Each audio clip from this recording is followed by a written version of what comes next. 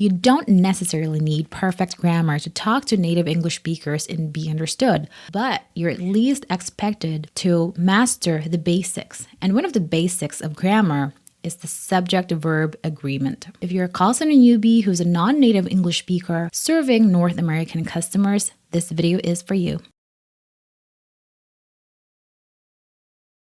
Let's do a short review. The rule of subject-verb agreement is this.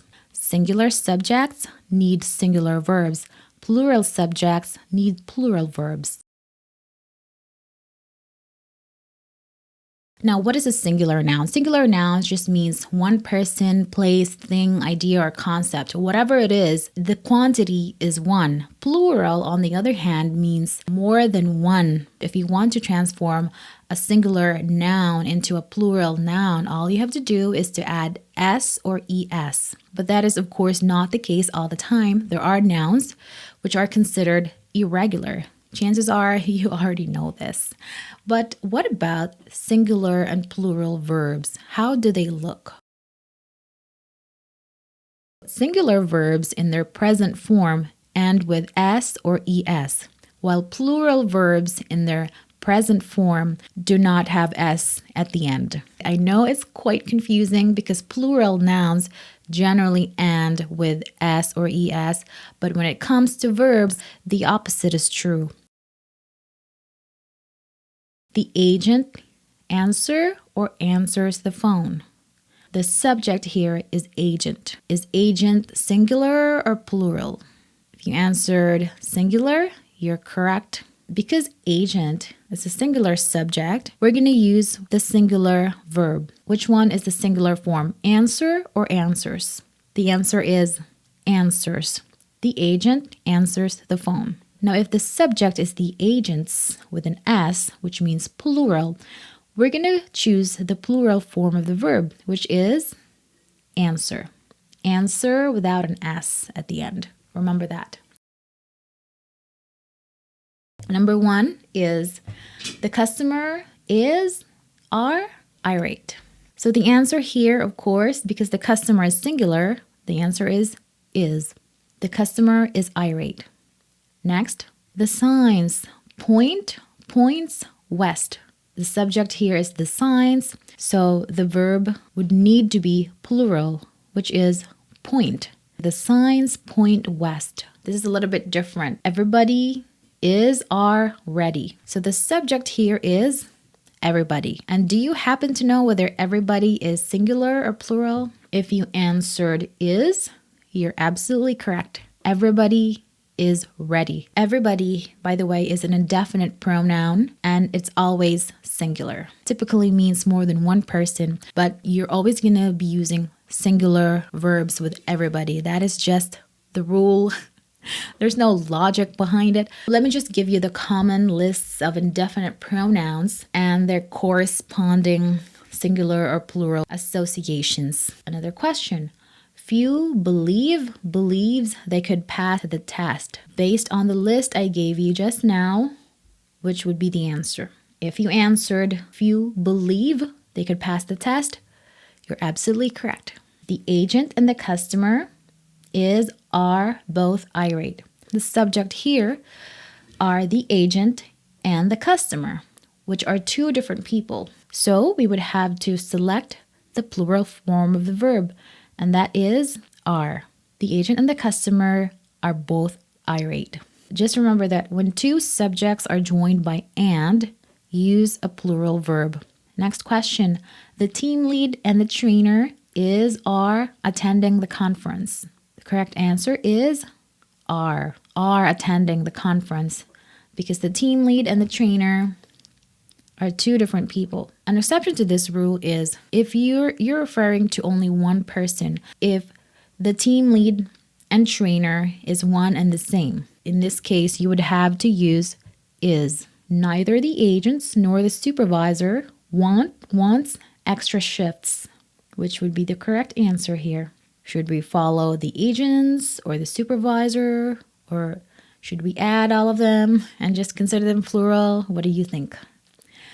So the correct answer is wants. And this is because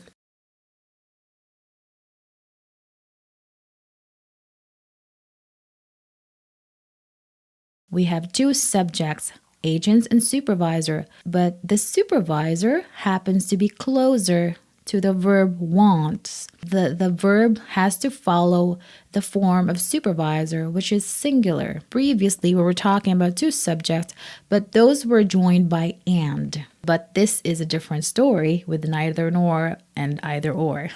Either the supervisor or the agents wants extra shifts. What would be the correct answer here? The correct answer is want, and that is because the agents is closer to the verb. I did not panic, panics, panicked. What do you think is the right answer? If you answered I did not panicked with ed, you are wrong. And that's because when you use do, does, did in a verb phrase, you have to always use the base form of the verb. And that base form of the verb means no ed, no s or es, just the base form of the verb. Basically, the plural form of the verb. So the correct answer here is I did not panic without ed, without s. She does wants to leave. And again, the answer, according to what the rule we just discussed, is want, the base form, without s, without ed. Next, do not panic, panics, panicked. That's right. The answer is do not panic. I included this in my lesson today because I've seen quite a lot of comments in this channel that use did with past tense verbs. And it's quite a common verb phrase. So correcting that alone will help you sound more professional over the phone if you're not making simple mistakes like that. Now, what I want you to do is to judge whether the sentence is grammatically correct or wrong. That's a useful advice. Is this grammatically wrong or grammatically correct? If you answered wrong, you're right. You're absolutely correct. And that's because advise is a mass noun, an uncountable noun. Uncountable or mass nouns, by the way, are nouns that represent items that cannot be counted individually, like rice or sugar, or they don't have a natural boundary of individuality, like liquid materials like water. And they could also be abstract concepts like hope, advice. If you find out that a noun is an uncountable or a mass noun, these are the things that you can and cannot do. Number one, you cannot use the articles a or an, saying that's a useful advice, it's wrong. Instead, the right form is that's useful advice. Another thing you cannot do to a mass noun is add s to it or attempt to transform it into a plural form. Mass nouns don't have plural forms. So advice, you cannot say advices. Advices with an s, ses, is a verb. That is correct. But if you say advices as a noun, ces, there's no such thing as advices. Another thing you can't do is that you cannot use it with numbers. You cannot say 3 advices or 3 advice. That is wrong. If you want to somehow quantify advice, you can say 3 pieces of advice. The right form for this sentence, you can say either that's useful advice or that's a useful piece of advice. Next is I need an advice. Is this grammatically correct or wrong? And if you answered wrong, then you're absolutely right. The right form would be I need advice, or I need a piece of advice, or I need a bit of advice. I have 3 furnitures. Is this wrong or right? This is wrong.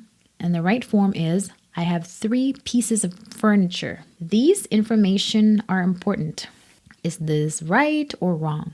And the answer is this is wrong. The right form would be this information is important. Or if you want to indicate plurality of information, then you're going to say these pieces of information are important. That's when you can use the plural verb. Next item, she told me that she needed to take, takes, took a break. What should be the correct verb form here? The correct answer is take. Remember that with infinitives, in this case, to plus a verb, the verb should always be in its base form. She needed to stop, stopped working. Again, the answer is the base form of the verb, stop. Next, to travel, travels, traveled is her antidote.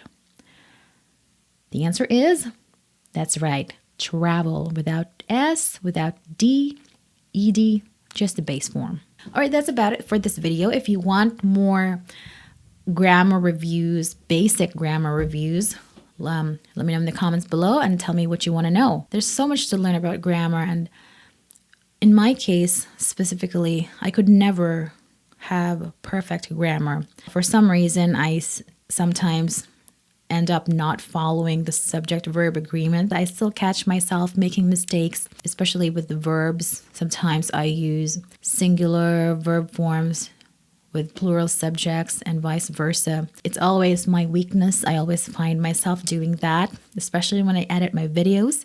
But now that you know it, at least you can catch yourself. The best way to learn it is to know the rules, and then you would know when you're breaking them, and then you can correct yourself accordingly. Knowing these rules will already help you sound more professional over the phone. Just because you're not perfect doesn't mean you should not try, is what I'm saying. So thank you so much for watching. If you have any requests, let me know in the comments below, and I'll try my best to research all about it and then discuss it in a video so you can get better at your job, especially for call center newbies like you.